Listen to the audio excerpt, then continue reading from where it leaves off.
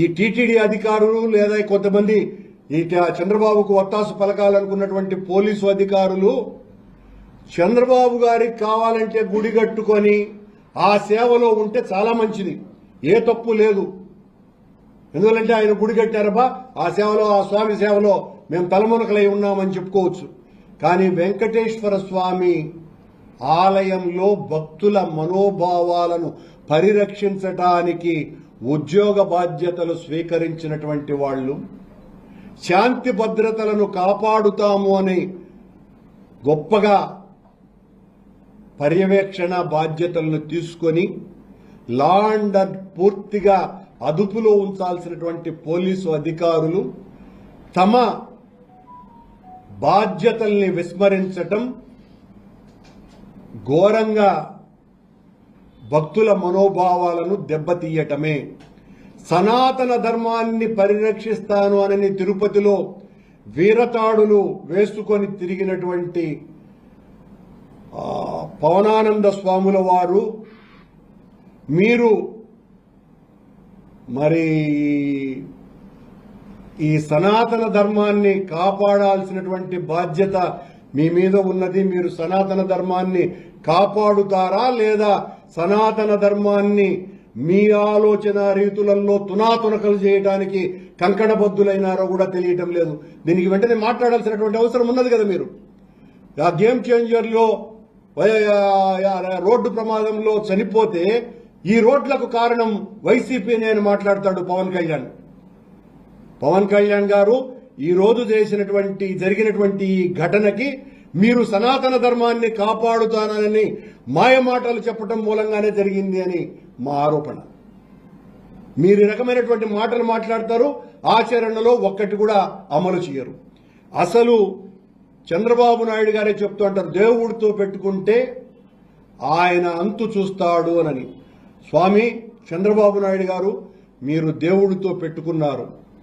దేవుడిని రాజకీయ వనరుగా పావుగా వాడుకొని వెంకటేశ్వర స్వామి పేరు మీద, జగన్మోహన్ రెడ్డి గారి మీద, మా మీద అభాండాలు మోపి తిరుమల అంతా కూడా అపవిత్రమైపోయిందని ప్రచారం చేసి అక్కడితో ఆగకుండా వెంకటేశ్వర స్వామి మహాప్రసాదమైనటువంటి లడ్డూలోనే ఆవు కొవ్వు కలిపినారు అని చేసినటువంటి మీ దుర్మార్గపు ప్రచారానికే భగవంతుడు కళ్ళు తెరిచినాడు.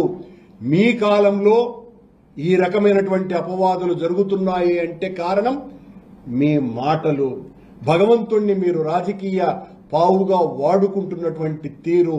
మేం ఛాలెంజ్ చేస్తున్నాం. మళ్ళీ మా 5 ఏండ్ల జగన్మోహన్ రెడ్డి గారి పరిపాలనలో తిరుమల వెంకటేశ్వర స్వామి ఆలయ పవిత్రతని మేము కాపాడినంతగా ఎవ్వరూ కాపాడలేదు. మీరు పత్రికా సమావేశాలు యాడ్నో బయట కూర్చొని మాట్లాడేది కాదు.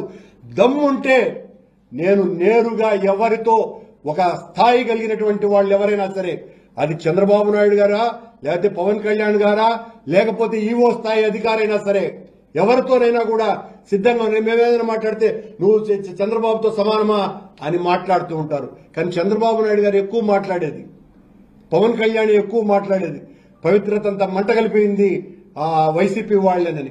రా మాట్లాడదాం. మేము చేసినటువంటి మేలేదో, మీరు చేస్తున్నటువంటి కీడేదో మొత్తం అన్నీ కూడా విడమర్చి చెప్పడానికి సిద్ధంగా ఉన్నాం. చంద్రబాబు నాయుడు గారు మాయ మాటలు మాట్లాడడం తగ్గించి భక్తుల యొక్క ప్రయోజనాలు కాపాడుతూ ఇకనైనా కూడా వెంకటేశ్వర స్వామిని రాజకీయంగా వాడుకోకుండా మీరు సరైన రీతిలో పాలన సాగించండి. ప్రజలకు ఇచ్చినటువంటి వాగ్దానాలను నెరవేర్చే కార్యక్రమాలు చేయండి స్వామి. ఊరికనే మా మీద పడి ఏడ్చే కార్యక్రమాలు ఆపి, ఇప్పటి వరకు ఈ 7 నెలలుగా వైసీపీ మీద, జగన్మోహన్ రెడ్డి గారి మీద మీ ఏడుపు తప్ప పాలనేది, అసలు పాలనే లేదు. పాలనే లేకపోవటము, దానికి తోడు మా మీద కుట్ర కేసులు బనాయించే కార్యక్రమాలలో పోలీసులందరినీ కూడా ఇన్వాల్వ్ చేయడంతో ఇదిగో ఇలాంటి దుర్ఘటనలు జరుగుతున్నాయి.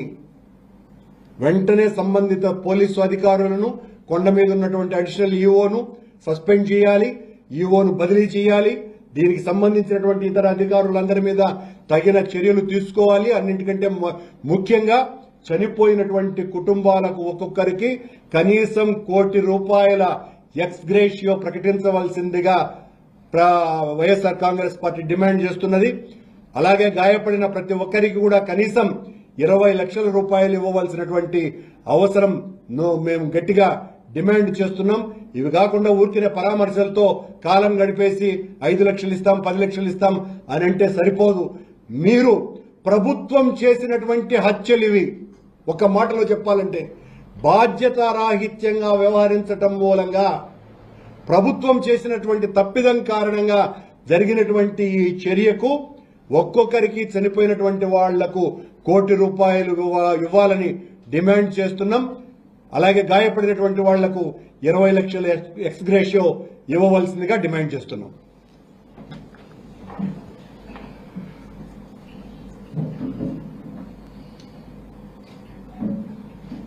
చంద్రబాబు గారు తప్పు చేస్తే శిక్ష ఆయన అంటే స్వామి సేవలో తరించాల్సినటువంటి ఉద్యోగస్తులు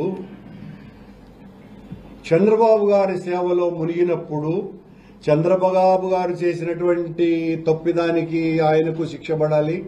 ఆయన సేవలో ప్రభుత్వ అధికారులుగా ఉండినటువంటి వ్యక్తులు దైవ సేవలోనూ లా అండ్ ఆర్డర్ను కాపాడాలనేటువంటి దాంట్లోనూ లేకుండా ఉండినందుకు వీళ్లకు శిక్షలు పడాల్సిన అవసరం ఉంది.